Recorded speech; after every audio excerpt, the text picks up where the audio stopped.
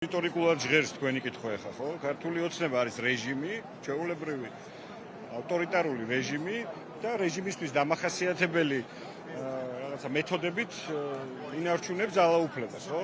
ის აგინებს, ცემს, იჭერს ხალხს, რა ვიცი, მოსყიდვა დაშინების თეობებს არაკლებს და ასე შემდეგ. და გუშინდელი დღეც იყო ამ რაღაცა ამის შემადგენელი ნაწილი, ხო? გადაწყვიტეს, რომ კიდე უფრო მეტად ხალხის დაშინება ცემით იქნებოდა შესაძლებელი და ცოტა ადამიანი უფრო ნაკლები ადამიანი გამოვიდა ქუჩაში. მაგრამ ეგ მეთოდები რო არ ამართლებს, აგერ ხო კარგად გამოჩნდა. ბევრჯერ უფრო მეტი ადამიანი გამოვიდა დღეს რუსთაველის გამზირზე და დღეს რატომღაც აღარ ახსოვთ თითქოს, ხო ეს ღირსება და რაღაცები სად არიან? არა და ამათი ღირსება რაზე გადის, ხო ნახეთ. ქალების ცემაზე, ახალგაზრდა გოგონების და ქალბატონების ცემაზე.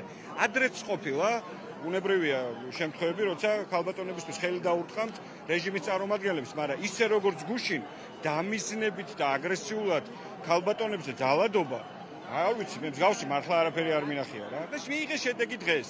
მოვიდა ბევრჯერ უფრო მეტი ადამიანი და ესე გაგრძელდება.